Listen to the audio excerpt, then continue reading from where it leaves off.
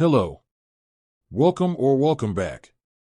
Since I'm putting together this episode literally less than 24 hours from me laying on an operating table getting life-changing spinal surgery so I can actually walk and move my limbs normally, as well have normal balance so I hopefully won't have to fear falling down every time I get up to walk. Yeah, I've been dealing with some massive health issues the past few years. The point is this is episode/chapter 2 of the story of an ex-con, Mike, telling a cop, Captain Peters, to mind his damn business and let him live his life, while Captain Peters does not take that mind your damn business statement kindly. Narrator, tell the audience more about this chapter/episode. In Chapter 2, the relentless pressure from the police intensifies around Mike, who is striving to rebuild his life after prison. Despite his efforts to stay out of trouble, daily harassment from Captain Peters and his officers disrupts his work and invades his home, testing his patience and resolve. When a dubious warrant leads to a humiliating late-night raid and subsequent arrest, Mike's frustration boils over. Determined not to be broken by this injustice, he resolves to fight back legally and prove his commitment to a new, honest life, setting the stage for a battle that will test his strength and perseverance. And now without further ado. Chapter 2. At the auto shop, officers came by almost daily now, disrupting his work with endless questions and searches of his toolbox. Tony tried to reason with them, but Captain Peters always had some excuse about following up on a lead. The officer's presence loomed over Mike like a dark cloud, casting a shadow over his every action. Each time the bell above the shop door jingled, Mike's heart would skip a beat, anticipating yet another intrusion. Mike's co-workers had started giving him a wide berth, their initial camaraderie turning into wary glances and hushed whispers.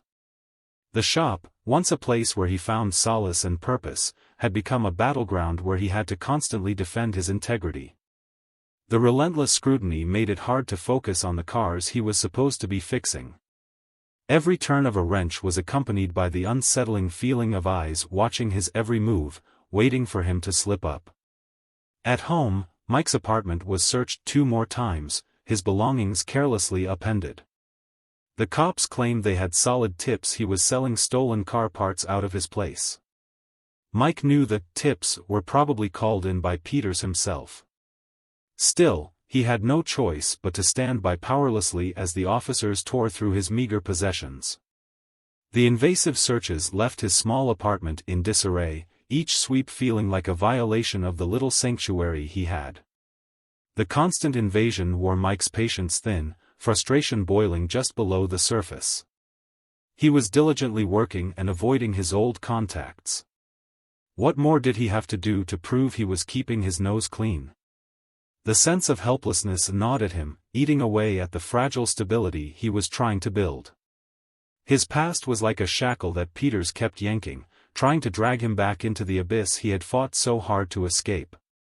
Then one night, Mike was jolted awake by pounding on his front door.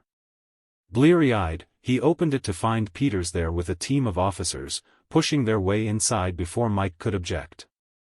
"Warrant for your arrest, Rogers." Peters snarled, shoving a piece of paper at him. "Someone saw you receiving stolen goods out back. We're searching the premises." Mike scanned the warrant in disbelief. The affidavit was barely a paragraph long, no specific details or probable cause established. This was harassment, plain and simple. His hands shook with a mix of fear and fury as he watched the officers begin their ransacking. They overturned his furniture, rifled through his personal belongings, and left nothing untouched. His sense of violation deepened with every item that was thrown aside carelessly. He stayed silent as the officers tore through his home again. Anger simmered in his veins at this latest humiliation. They were trying to goad him into lashing out, Mike realized. Well, he wouldn't give them the satisfaction. After over an hour of fruitless searching, Peters finally turned to Mike with a glare. "Looks like you got lucky this time. But we'll be watching you." Something in Mike snapped then. He was tired of being persecuted for crimes imagined by this crooked cop. Why don't you quit harassing me and go mind your own damn business? He shouted, his voice echoing through the now silent apartment. Peters got up in Mike's face. Looks like we got ourselves a resisting arrest. He sneered. Cuff him, boys. Mike struggled as the officers grabbed his arms.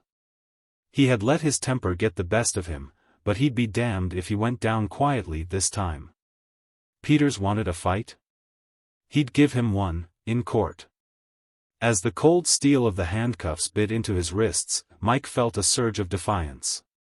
He met Peters' gaze, unflinching and resolute. He wouldn't let this man break him. He had come too far, endured too much, to be dragged back down now. The ride to the police station was a blur of flashing lights and silent resolve. Mike's thoughts raced, but amid the chaos, a clear purpose began to form. He would fight this injustice, not just for himself but for everyone who had been wronged by the system that was supposed to protect them. At the station, the processing was routine but dehumanizing. Fingerprints, photographs, a cold cell. Yet, through it all, Mike's determination only grew stronger. He would not let Captain Peters or anyone else reduce him to a mere statistic, another ex-con who couldn't stay out of trouble. He was more than his past mistakes, and he was ready to prove it. As he sat in the holding cell, the cold concrete beneath him, Mike's thoughts turned to the future. He would find a way to clear his name and hold Peters accountable for his relentless harassment. The battle ahead would be long and arduous, but Mike had faced worse. He had survived prison, rebuilt his life from the ground up, and he wasn't about to let anyone take that away from him. He closed his eyes and took a deep breath, centering himself. This was just another test, another hurdle to overcome. He could do this. He had to. For his own sake, and for the sake of the future he was determined to build. Mike's resolve hardened into steel. He would fight with everything he had, not just to survive, but to thrive. The road ahead would be fraught with challenges, but he was ready. He had come too far to let anyone, especially a man like Peters, stand in his way. As the hours ticked by in that cold, dimly lit cell, Mike's mind was a storm of thoughts and plans. He would get through this night and the next and the one after that. He would not be broken. And when the time came, he would make sure that justice was served, not just for himself, but for everyone who had ever been wronged. For now, he would wait, biding his time, gathering his strength. The fight was far from over, but Mike was ready. He had faced darkness before and come out the other side. This time would be no different. I don't feel like writing an outro. See the intro for the reason why.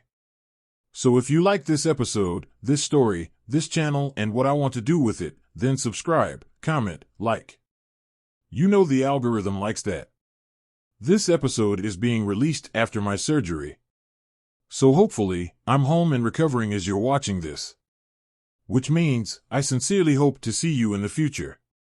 Chapter/episode 3 will be released soon.